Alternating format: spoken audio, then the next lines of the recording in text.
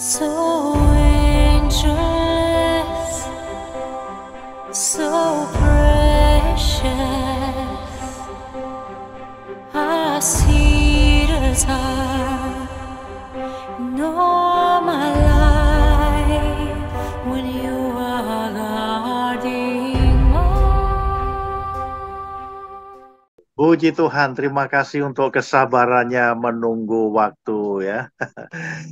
Terima kasih banyak untuk kesempatan yang diberikan saya ya untuk menyampaikan firman Tuhan pada malam hari ini.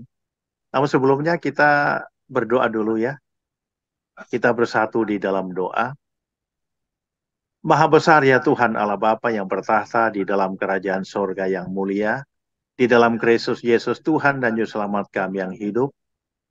Dengan segala kerendahan hati kami, bahkan dengan segala keberadaan kami datang padamu ya Bapa, menaikkan pujian dan syukur untuk kemurahan yang boleh Tuhan nyatakan bagi kami, sehingga saat ini kami belum merasakan pemeliharaan Tuhan. Di tengah-tengah kesibukan bahkan rutinitas kami, Engkau masih memberikan dorongan, sukacita, semangat bagi kami untuk bersekutu di tempat masing-masing, namun satu roh dan Engkau boleh mempersatukan kami di dalam kebersamaan lewat persekutuan PDPK pada malam hari ini. Puji-pujian sudah kami sampaikan padamu dan saatnya kami mendengarkan sebagian dari kebenaran firman-Mu.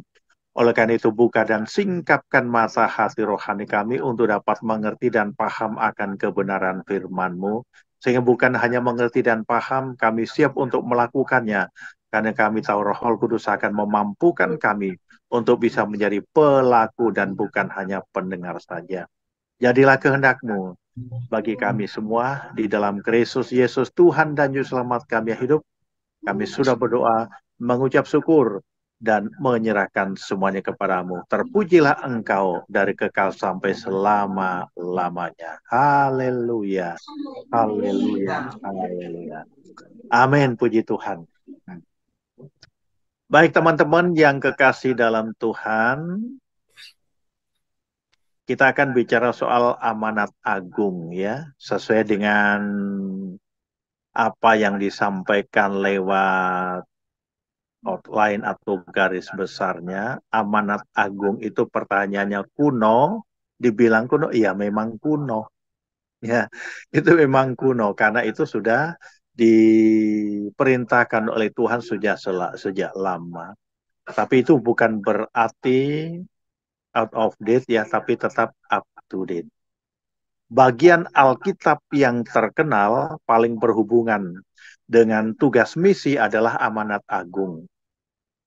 Dan ini merupakan kerinduan isi hati Tuhan ya terhadap dunia ini. Di dalam perjanjian baru diuraikan tentang kepribadian Allah yang ingin berkomunikasi dengan manusia. Yang melalui Roh Kudus, Allah menggerakkan murid-murid untuk mengkomunikasikan Injil. Pada umumnya orang Kristen hanya mengenal satu atau dua nas Alkitab yang memuat amanat agung. Ya, tetapi Alkitab sendiri sebenarnya menceritakan ada 4 bentuk ucapan amanat agung. Dan itu ada di dalam Injil Matius, Markus, Lukas, dan Yohanes. Namun sebelum kita masuk di dalam pokok bahasan tentang amanat agung, teman-teman sekalian, perlu kita ketahui dasar teologis dari amanat agung itu sendiri. Kenapa Tuhan memerintahkan atau Yesus memerintahkan? Karena ini ada misi dari Allah. Menyampaikan isi hati Allah disebabkan kala manusia jatuh di dalam dosa. Nah itu sebabnya ada misi yang dari Allah, kemudian ada misi Kristus yang biasa disebut dengan missio Dei dan missio Christi. Di dalam, kalau dalam teologi itu ada mata kuliah misiologi. Jadi kita bahas tentang misi. Ini merupakan Great Commission atau amanat agung dari Tuhan sendiri. Nah, kita bisa melihat yang pertama kita pahami dulu bahwa misi ini adalah misi Allah sendiri yang biasa disebut istilah teologinya itu adalah missio Dei ya. Missio Dei. Missio Dei itu berasal dari bahasa Latin. Missio itu artinya mengirim ya, mengirimkan, sementara Dei artinya itu artinya Allah. Jadi missio Dei artinya Allah mengirim atau mengutus. Nah, kita lihat di sini ada beberapa hal yang perlu kita perhatikan di dalam pengutusan itu. Allah mengutus, ya sebenarnya juga mengutus dirinya sendiri. Ya, ada unsur yang mengutus, ya, ada unsur yang mengutus, ada yang diutus, dan ada yang menerima atau mempersiapkan utusan. Jadi ada 3 poin yang perlu kita perhatikan di dalam kaitan dengan amanat agung. Yang pertama itu siapa yang mengutus? Siapa yang mengutus? Siapa yang diutus? Dan siapa yang menerima atau mempersiapkan utusan itu. Nah, kalau kita lihat di dalam kitab Yesaya, di situ ada perjumpaan lewat penglihatan antara Yesaya dengan Tuhan, dan lewat proses situasi kondisi yang ada pada waktu itu. Kemudian Yesaya merasa bahwa dirinya adalah orang yang benar, orang yang baik karena dia termasuk keturunan raja, keturunan bangsawan dan seterusnya. Dia berada di istana, keluar masuk istana itu no problem. Tapi di dalam kondisi ketika ia mendapatkan penglihatan dari Tuhan, dan Tuhan menyatakan kuasanya, dia baru sadar, baru paham, ternyata dirinya pun juga adalah orang yang sebenarnya tidak layak untuk menerima utusan itu. Tetapi lewat apa yang dinyatakan oleh penglihatan itu sehingga dicucukkan bara api, baru dia sadar paham ada kekuatan, ada kemampuan sehingga dia berani berkata, ini aku Tuhan utuslah, ya. Ketika ada pertanyaan siapa yang aku utus, kemudian Yesaya menyampaikan kesiapannya, ini aku utuslah aku. Nah, sebelumnya juga kita lihat ada pengutusan itu juga berlangsung ketika dalam perjanjian lama yang lainnya, ya, ada Abraham diutus dan seterusnya itu ada. Nah, kita lihat di sini dalam konteks amanat agung ini ada yang mengutus, ada yang diutus, dan ada yang menerima atau mempersiapkan utusan itu. Jadi kalau kita bicara tentang mengutus, siapa yang mengutus? Yang mengutus adalah Allah Bapa. Bapa mengasihi manusia yang telah jatuh di dalam dosa. Dia tidak membiarkan manusia itu berlarut-larut di dalam pergumulan melepaskan diri dari dosa. Oleh karena itu Bapa mengulurkan pertolongannya dengan mengutus atau memisikan anaknya ke dunia untuk apa? Menyelamatkan manusia dari kuasa dosa melalui pengorbanan dan kematian anaknya, yaitu Yesus Kristus di kayu salib. Ini jelas sekali bahwa Allah lah yang berinisiatif untuk mengutus. Nah, siapa yang diutus? Pertanyaan yang kedua, yang diutus adalah Yesus Kristus. Yesus adalah pribadi yang Allah utus untuk datang ke dunia dengan mengosongkan dirinya. Dengan istilah teologisnya adalah kenosen. Ya, untuk datang dengan mengosongkan dirinya dan mengambil rupa seorang hamba dan menjadi sama dengan manusia, melainkan telah mengosongkan dirinya sendiri dan mengambil rupa seorang hamba dan menjadi sama dengan manusia. Ya, Filipi pasal 2 ayat yang ke-7. Nah, kemudian kita lihat lagi siapa yang menerima atau mempersiapkan utusan itu. Jadi sebelum Tuhan Yesus datang ke dunia menjadi manusia untuk memulai karya misinya, Allah mempersiapkan orang-orang yang akan mempersiapkan dan menerima utusan agung tersebut. Jadi saudara, Missio Dei adalah pengutusan oleh Allah, di mana Allah sendiri yang bertindak sebagai subjek segala pengutusan, terutama pengutusan anaknya. Jadi dialah pengutus agung. Ya, dialah pengutus agung.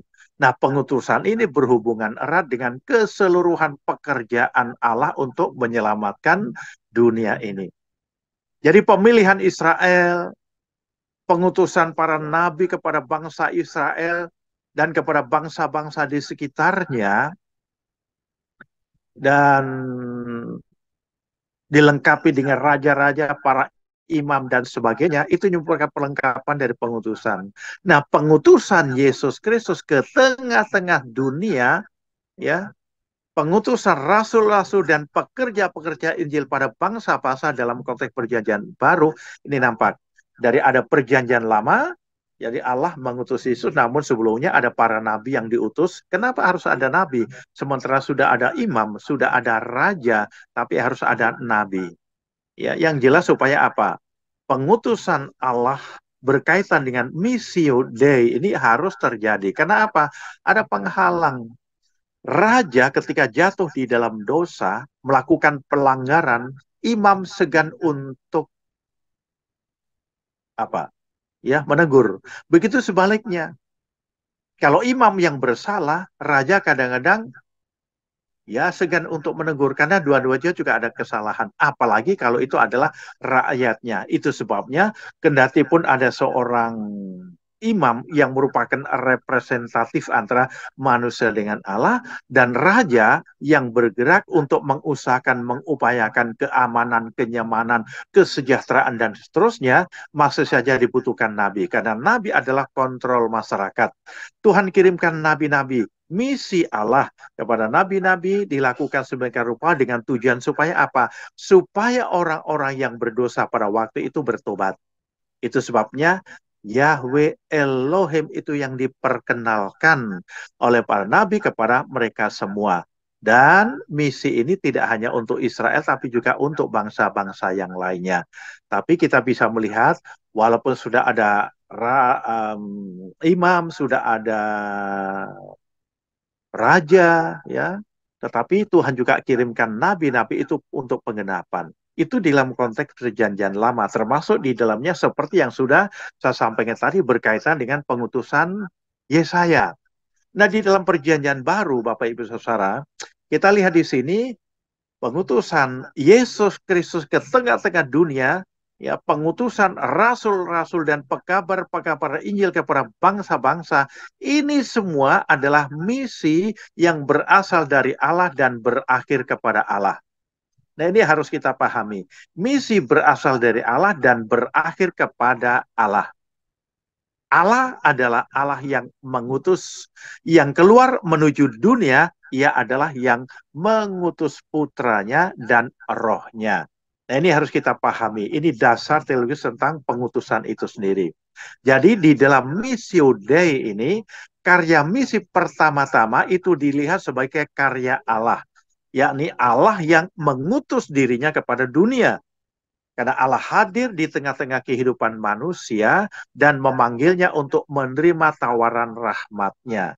Jadi dampak dari karya rahmat yang mengkristal dan mengendap di dalam kehidupan manusia itu menjadi saksi hubungan yang telah terjalin antara Allah dengan manusia sepanjang zaman.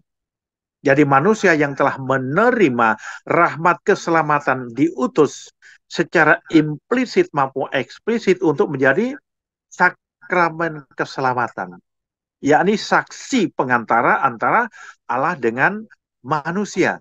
Jadi baik panggilan Allah dengan manusia, baik panggilan maupun pengutusan berorientasi pada rencana Allah untuk menyelamatkan dunia di mana Allah sendiri menaklukkan segala sesuatu di bawahnya.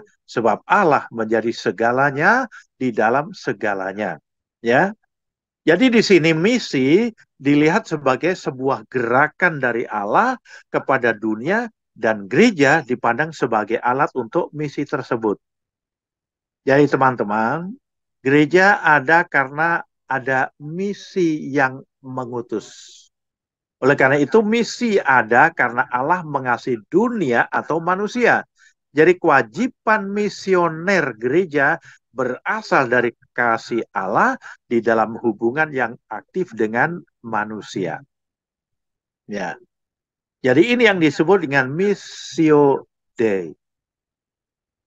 Jadi misi Allah berkaitan dengan keselamatan manusia. Nah, yang kedua, kita lihat di sini berkaitan dengan missio Christi. Ya, missio Christi adalah pengutusan Kristus di dunia dalam arti Kristus mengutus murid-muridnya. Dan Kristus diutus Allah. Jadi missio Christi juga adalah tugas yang dijalankan Mesias sebagai manusia biasa di bumi ini di dalam kelahirannya, kehidupannya, pengajaran tentang keselamatan, penderitaannya, kematian di kayu salib, kebangkitan dari alam maut dan kenaikan ke surga. Ya, seperti yang dijelaskan di dalam Markus pasal 1 ayat 38 ya. Dikatakan di sana Markus 1 ayat 38 jawabnya, marilah kita pergi ke tempat lain, ke kota-kota yang berdekatan, supaya di sana juga aku memberitakan Injil, karena untuk itu aku telah datang. Dari Markus pasal 1 ayat 38 ini, teman-teman yang kekasih, ya, itu jelas sekali. Oleh karena Allah mengirim anaknya Yesus Kristus untuk mencari dan mengumpulkan serta mengubah semua orang yang terasingkan karena dosa, inilah yang merupakan kehendak Allah dan itu terwujud di dalam Kristus dan akan disempurnakan di dalam Kristus karena Allah juga yang mengutus Roh Kudus.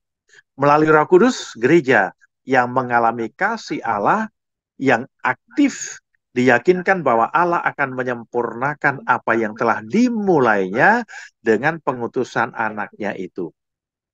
Jadi Bapak Ibu Saudara, kembali lagi kalau kita bicara tentang amanat agung, ya mesti kita kembali kepada ayat yang menjadi ayat favorit kita ya.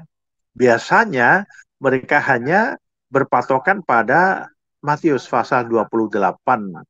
Bisa mulai ayat 19, bisa juga ayat 18 ya, sampai 20. Memang betul ya.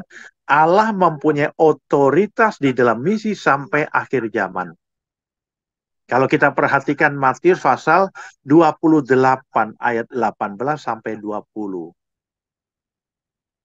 Tapi seperti yang saya sampaikan tadi, bukan hanya satu atau dua, keempat Injil itu memberikan penjelasan tentang amanat agung dalam versi yang berbeda, tapi tujuannya sama. Jadi teman-teman, saya menyampaikan hal yang berkaitan dengan misi Allah dan misi Kristus ini, inilah basic, inilah dasarnya. Dan setelah itu dilanjutkan oleh para rasul, kemudian berdirilah gereja, kemudian ada pengutusan. Dan sekarang konteks masa kini, Anda dan saya yang harus melakukannya, karena ini penting sekali. Ya, Allah mempunyai otoritas di dalam misi sampai akhir zaman.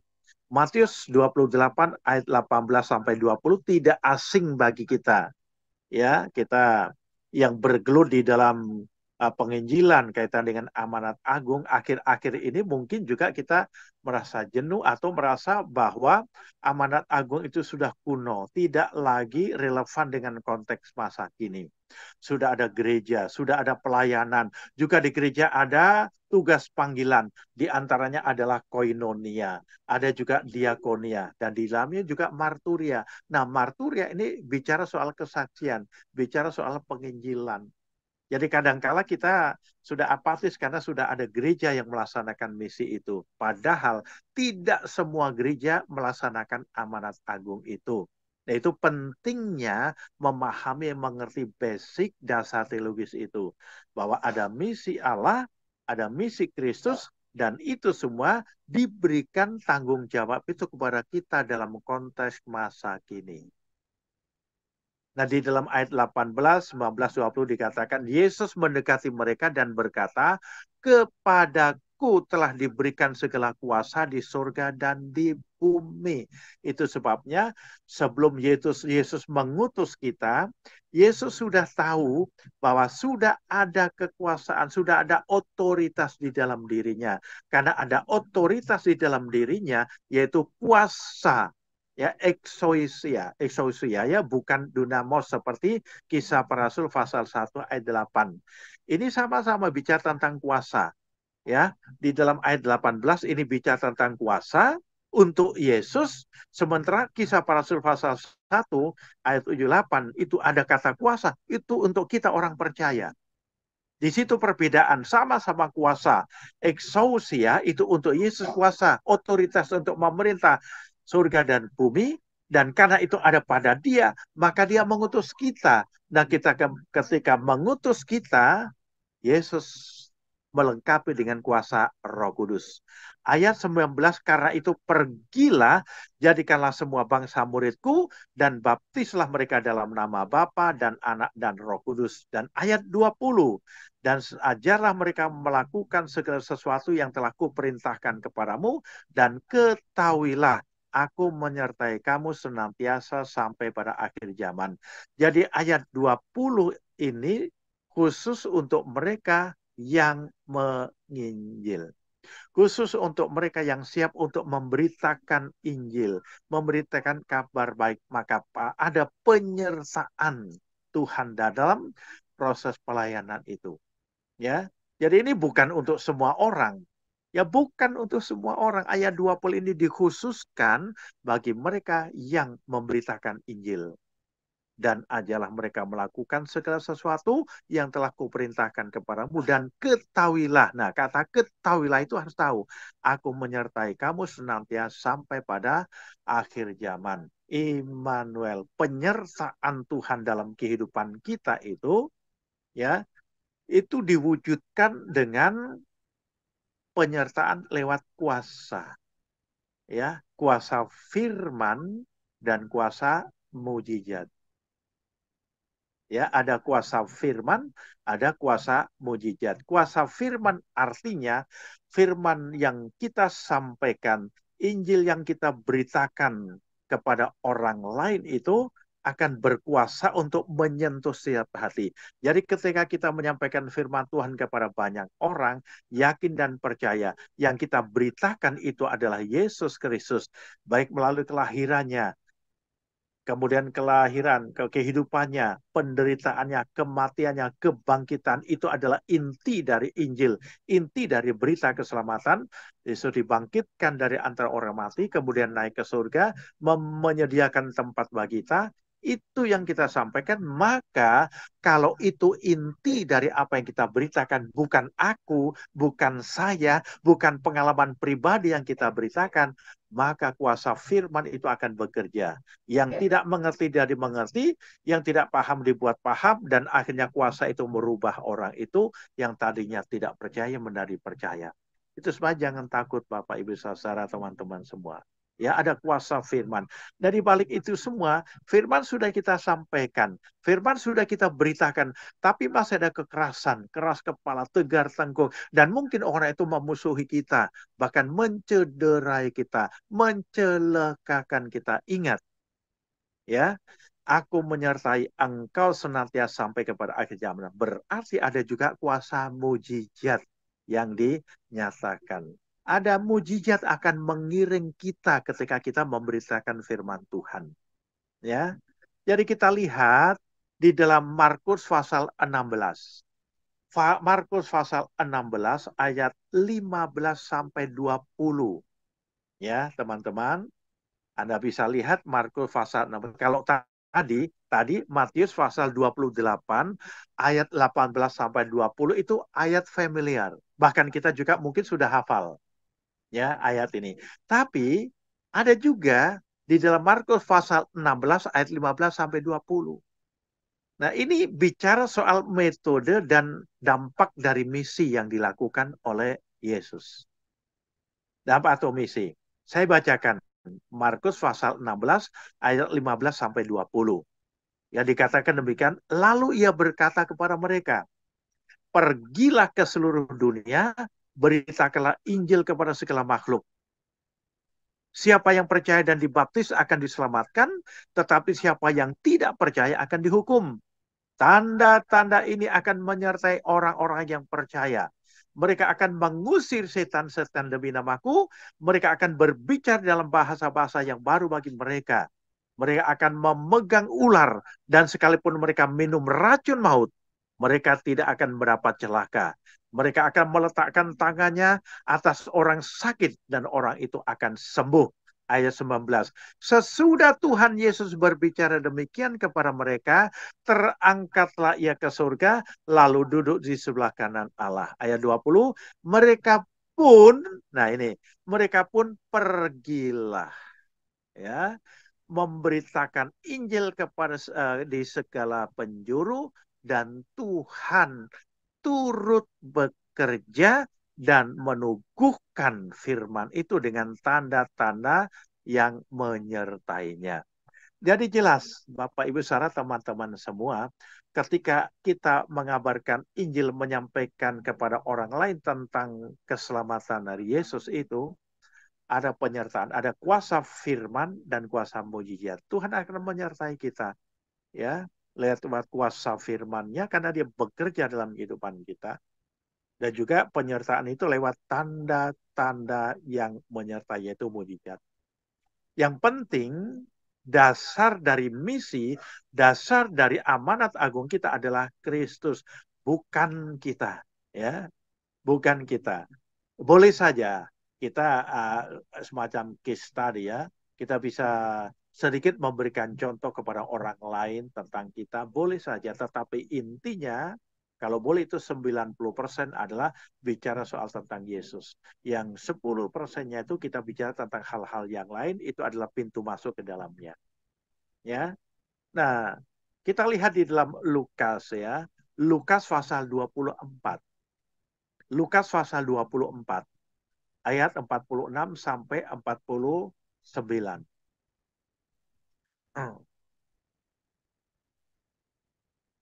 Lukas pasal 24 ayat 46 sampai 49, firman Tuhan berkata demikian. Katanya kepada mereka, ada tertulis demikian, Mesias harus menderita dan bangkit dari antara orang mati pada hari yang ketiga. Dan lagi, dalam namanya berita tentang pertobatan dan pengampunan dosa harus disampaikan kepada segala bangsa, mulai dari Yerusalem. Kamu adalah saksi dari semua ini. Dan aku akan mengirim kepadamu apa yang dijanjikan Bapakku, tetapi kamu harus tinggal di dalam kota ini sampai kamu diperlengkapi dengan kekuasaan dari tempat tinggi. Ya, itu di dalam Lukas pasal 24 ayat 46 sampai 49. Jadi ini sudah yang ketiga, ya.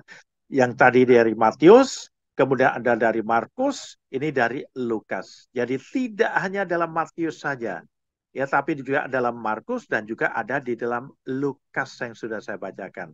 Dan hal ini juga sejalan dengan Kisah Para Rasul pasal 1 ayat 7 dan 8. Ya, Kisah Para Rasul pasal 1 ayat 7 dan 8 tadi.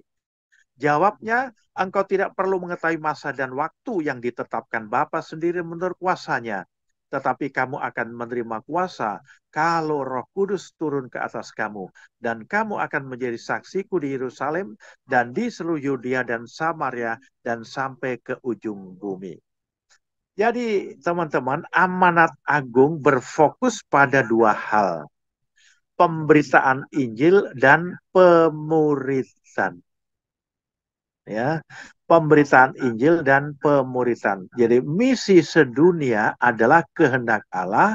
Oleh karena itu setiap orang Kristen harus terlibat dan mengambil bagian di dalam pekerjaan yang mulia ini.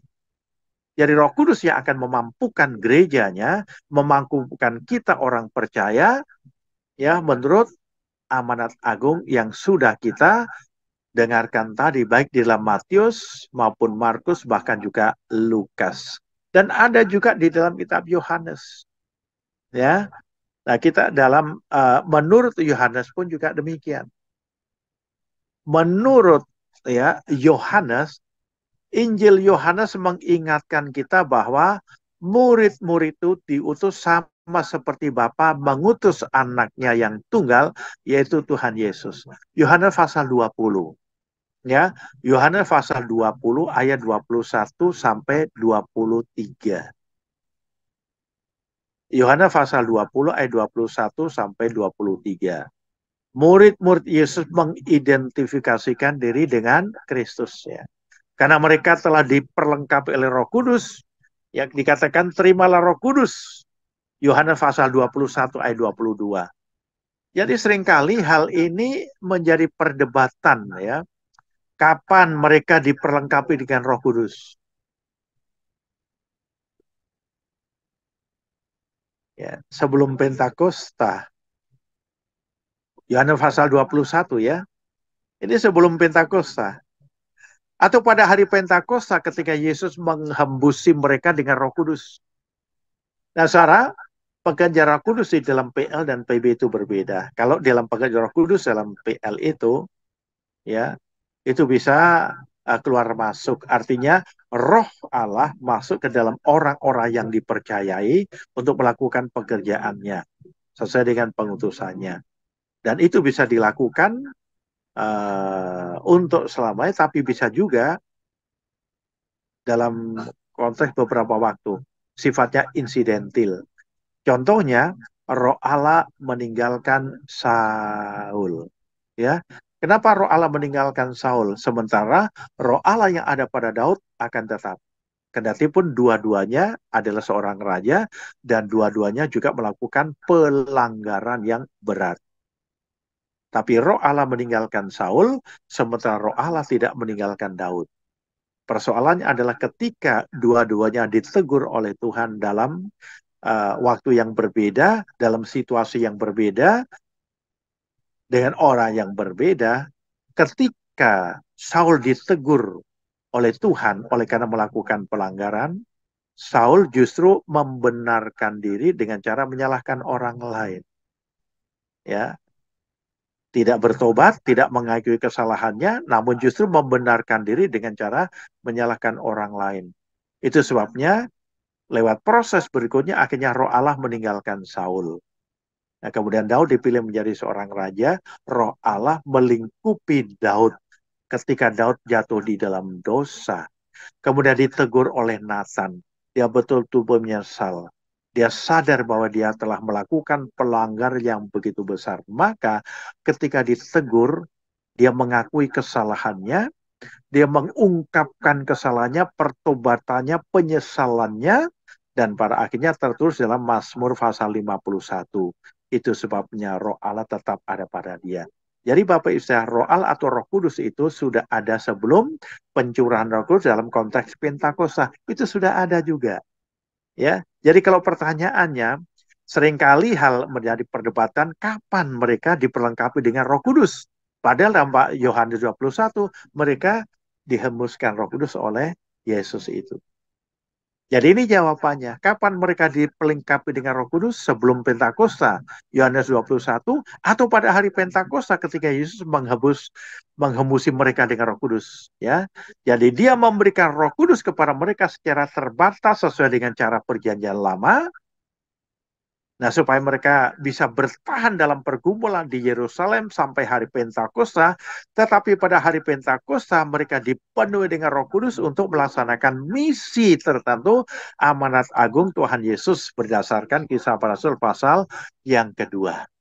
Jadi amanat agung adalah pokok di dalam kekristenan yang sangat penting. Dan hal ini terbukti dengan semua kitab Injil yang menceritakan pokok ini. Jadi fokus amanat agung terletak pada penginjilan dan pemuritan. Seperti yang saya sampaikan di awal tadi Bapak Ibu Saudara, teman-teman semua, orang hanya menyadari bahwa konteks penginjilan amanat agung itu biasanya hanya di Matius dan juga Markus saja. Matius 28 dan Markus 16. Tapi tidak pada Lukas dan Yohanes. Dan saya sudah memaparkan kepada saudara bahwa ternyata ada juga amanat agung di dalam Lukas dan juga di dalam Yohanes. Yang intinya adalah menyampaikan tentang kabar baik keselamatan kepada orang lain. Jadi amanat agung adalah pokok dalam kekristenan yang sangat penting. Hal ini terbukti dengan semua kitab Injil. Matius, Markus, Lukas, Yohanes menceritakan pokok ini. Dan fokus amanat agung terletak dalam penginjilan dan pemuritan. Jadi sasarannya supaya seluruh dunia dapat mengecam keselamatan yang ada di dalam Tuhan Yesus Kristus. Nah, saudara, kaitannya dengan LKP, bagian dari LPPI, di mana teman-teman semua juga sebagai pembimbing atau pembinanya. Nah, kita juga memahami tentang MBU ya, menang, bina, utus. Nah ya, ini penting sekali. Kadang-kala kita, waduh, ya antara kita malas, antara kita takut, antara kita masa bodoh, karena ada gereja yang melaksanakan tugas itu, ada pendeta, ada evangelis atau penginjil, sementara kita adalah seorang karyawan biasa, jemaat biasa, ya bukan hamba Tuhan seperti pendeta, penginjil dan sebagainya, maka itu bukan urusan kita, itu bukan tugas kita. Nah, kembali ya saya mengingatkan pada kita semua bahwa begitu pentingnya amanat agung yang sudah saya sampaikan di atas tadi, ada dasar teologisnya, kemudian pengutusan ini diperuntukkan bagi kita semua orang percaya, tertulis dalam Matius, Markus, Lukas, dan Yohanes, dan fokusnya adalah penginjilan dan pemuritan. Maka, ini pertama penginjilan. Ya, nggak usah terlalu berpikir yang mulu-mulu kita harus pergi ke berbagai tempat dalam kaitan mission trip. Boleh-boleh saja ya. Tapi kembalikan seperti apa yang dilakukan oleh Yesus, ya. Penginjilan secara pribadi kepada perempuan Samaria, kepada orang muda yang kaya, kepada Nikodemus, kepada yang lain-lainnya. Nah, kita lihat di dalam Injil, ya, ada banyak disoroti mengenai KKR, mengenai khotbah besar, pengajaran di banyak orang dibandingkan dengan Kristus atau Yesus menyampaikan Injil pada person-person itu. Ya, itu memang ada seimbang, tapi kualitasnya itu adalah menyampaikan Injil pada person-person, kepada pribadi-pribadi. Dan ini biasa dilakukan dengan penginjilan pribadi. Jadi Bapak Ibu Saudara, ini pengalaman saya ya. Dalam waktu yang lalu sekarang pun juga begitu. Mungkin kita bingung apa yang harus kita lakukan, ya. Kita duduk dengan orang di sekitar kita, ya kita bertanya, mau pergi kemana, mau kemana, ya. Ya tentunya kita berdoa, kita kiranya Roh Kudus mengurapi lidah bibir kita sehingga kita berbicara kepada orang yang ada di sebelah kanan kita, kiri kita, depan belakang itu betul-betul kita dengan tenang, sabar ya, dengan pikiran yang dari Tuhan kemudian kita sampaikan mau kemana, ya dari mana dan seterusnya. Itu pintu masuk. Apakah Ibu sudah tahu jalan sekitar ini, atau Bapak, atau Om, Tante, dan seterusnya? Nah, kemudian sambil ngobrol-ngobrol, tahu nggak jalan ke surga? Ah, kok ngomong seperti itu? Ya, kita ngobrol. Masuk dalam penjelasan itu. Ya, kita ngobrol santai dan seterusnya. Nah, kalau misalkan yang bersangkutan itu ada respon dengan mimik yang bagus, kemudian ada penerimaan, kita lanjutkan. Kalau tidak, ya kita agak tenang dulu sambil kita berdoa. Ya. Nah, kemudian jalan lagi. Itu kalau sendiri. Tapi kalau kita berdua itu lebih bagus ya. Kita duduk di sebelah, jangan berselahan langsung. Kita di sebelah, kemudian ini ada orang lain, kita ada di depannya, ada kiri. Nah, kita akan ngobrol, bertanya tentang biasa, seolah-olah kita tidak kenal. Kemudian kita bertanya, kemudian ngobrol tentang Injil. Kita bicara dengan orang, teman kita sebenarnya ya, tapi kita anggap dengan orang lain, kemudian kita ngobrol tentang Injil. Tidak langsung berbicara kepada orang itu, tapi kita ngobrol dengan teman kita. Bisa juga ketika ngobrol, memang kita mengakui ini adalah teman karena naik bersama-sama, duduk bersama-sama, kemudian kita ngobrol. Orang tahu bahwa kita berdua itu memang teman, tapi obrolan kita itu tentang Injil, tentang keselamatan. Saya menyampaikan pada teman-teman ini, ya sambil berdiri, kemudian ngobrol, bertanya, akhirnya di situ ada dialog, ada komunikasi. Orang lain akan mendengarkannya. Dan ini cara yang baik sehingga orang tidak akan marah. Kita ngobrol dengan orang teman. Atau ketika kita naik memang sama-sama, tapi pura-pura kita berdua itu nggak kenal. Sehingga kita ngobrol, mau kemana Mas? Mau kemana Kak? Mau kemana Bu? Dan seterusnya. Oh mau kemana? Nah ketika kita ngobrol, nah masuklah Injil di situ. Ketika ngobrol Injil di situ, nah orang lain pasti akan dengar obrolan kita.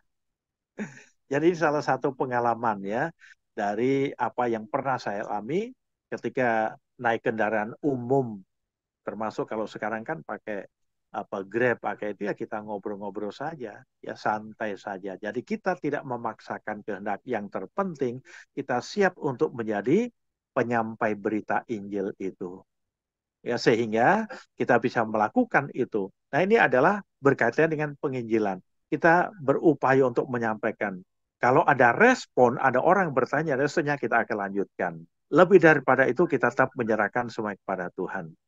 Kemudian kalau sudah ada respon, kemudian bertanya kepada kita dan lainnya, pembinaan. Nah, itu masuk pada konteks pemuritan. Nah, setelah itu baru putus. Nah, saya yakin teman-teman semua kalau soal itu sudah apa ya? Sudah paham, sudah mengerti betul karena bertahun-tahun sudah bergelut di bidang itu ya. Nah, kalau saya hari ini diminta untuk menyampaikan hal itu, saya pikir hanya mengingatkan kembali saja, refresh kembali ya kepada teman-teman. Saya tahu teman-teman sudah mengerti, sudah paham ya tentang itu semua kan itu memang tugas pekerjaan Anda semua. Tapi kalau Tuhan mengizinkan saya hari ini menyampaikan kembali lewat teman-teman semua, ini berarti ada maksud Tuhan supaya apa? Kita dibangkitkan lagi, ya, refresh lagi, di fresh lagi supaya kita tahu bahwa amanat agung kuno, iya, tapi masih up to date. Jadi bukan out of date ya, tapi tetap up to date dan kita harus menjalankan. Karena ada tugas gereja yang melaksanakan itu, baik kaitan dengan koinonia, kaitannya dengan diakonia, kaitan dengan marturia juga, ya. Tapi kita adalah para church ya. Itu tugas gereja. Para church itu berarti mitra gereja. Karena kita adalah mitra gereja, ya saya kira saya amat sangat setuju sekali dengan LPPI untuk bicara soal pengajaran dalam hal ini adalah pemuritan. Itu sebabnya di tempat kita, atau tempat kami ya, di Inalta itu juga tetap ada. Dan terakhir kemarin sudah lupa saya juga angkatan keberapa ya, dan itu sudah ada yang di wisuda beberapa orang ya. Nah, tinggal kita mohon kepada teman-teman untuk didoakan supaya ada banyak orang-orang, anak-anak muda atau siapa saja yang terpanggil untuk masuk ke Inalta sehingga ada kelanjutannya untuk LKP. Ya kalau hanya 2-3 orang sementara pembinaannya banyak ya. Nah, ini kan riskan. Ya. Jadi teman-teman semua sekali lagi saya ingatkan kepada kita semua ya, amanat agung adalah pokok dalam kekristenan yang sangat penting karena apa ini terbukti dari keempat Injil Matius, Markus, Lukas, Yohanes itu juga mengingatkan. Belum lagi dalam surat-surat Paulus pun juga melakukan hal itu, menyampaikan Injil berita keselamatan. Yang terpenting dari semua itu seperti 1 Korintus pasal 3 itu ya, ayat 4, 5, 6 itu. Dan kemudian di dalam menyampaikan amanat agung juga ada dua. Yang pertama adalah verbal communication. Kita menyampaikan lewat tutur kata kita, memberikan penjelasan lewat tutur kata kita. Dan yang kedua adalah lewat sikap hati. Ya, sikap hati dimanapun kita berada, ketika belum ada kesempatan untuk menyampaikan Injil kepada orang lain, orang bisa melihat bagaimana sikap hati kita. Nah, teman-teman semua, pada akhir-akhir ini ada begitu banyak orang-orang yang tersandung dengan orang-orang Kristen itu sendiri. Belum menyampaikan Injil. Berita itu belum sampai kepada mereka karena mereka sudah tersandung duluan karena sikap orang-orang Kristen yang tidak mencerminkan sebagai pengikut Kristus atau murid Kristus. Ini persoalannya. Nah, ini tantangan bagi kita ya Bapak Ibu teman-teman semua. Itu sebabnya perlu bagi kita untuk terus berdoa dan ada action untuk bergerak. Jadi tidak hanya verbal communication kita menyampaikan Injil kepada orang lain, tapi juga lewat ya sikap hati kita di tempat manapun kita berada. Sehingga dengan sikap hati itu akan timbul pertanyaan orang lain. Ya kenapa kita punya sikap berbeda dengan orang lain? Ya, dari buahnya orang lain bisa melihat siapa itu kita. Dari situ bisa menjadi kesaksian yang baik. Sehingga usaha upaya kita untuk memenangkan seseorang, membina seseorang, mengutus seseorang, itu bisa terjadi, terrealisir oleh karena kita semua ambil bagian di dalamnya. Jadi itu yang bisa sampaikan teman-teman semua. Ya mungkin ada hal-hal yang masih belum dimengerti, dipaham dan sebagainya, tapi perlu kita doakan ya. Saya mengajak teman-teman sudah kita berdoa terlebih dahulu. Kalau setelah itu entah saya tidak tahu apakah ada apa ada kaitan dengan pertanyaan-pertanyaan atau tidak karena ini konteksnya ibadah ya terserah nanti. Yang penting saya ingin berdoa untuk kita semua. Kita tundukkan kepala. Bapa di surga, kami bersyukur dan memuji Engkau karena kami diberikan kesempatan untuk mendengarkan firman-Mu. Terima kasih karena Engkau membuat kami mengerti dan paham akan firman Tuhan yang boleh hamba-Mu sampaikan dan rekan-rekan semua yang telah mendengarkannya.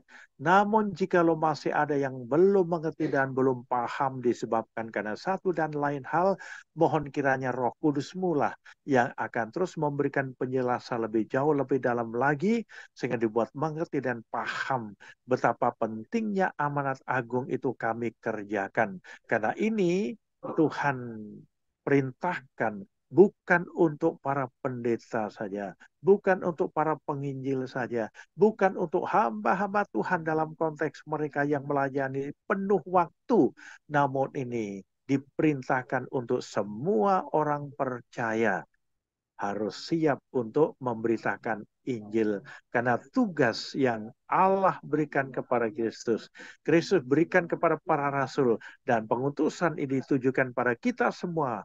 Maka penting kiranya kami menyadari bahwa amanat agung itu harus kami lakukan dengan penuh kesungguhan hati. Karena kami tahu Engkau akan menyertai kami lewat kuasa firman-Mu dan lewat kuasa mujizat-Mu. Sehingga lewat itu semua banyak jiwa yang diselamatkan oleh karena kemurahan-Mu.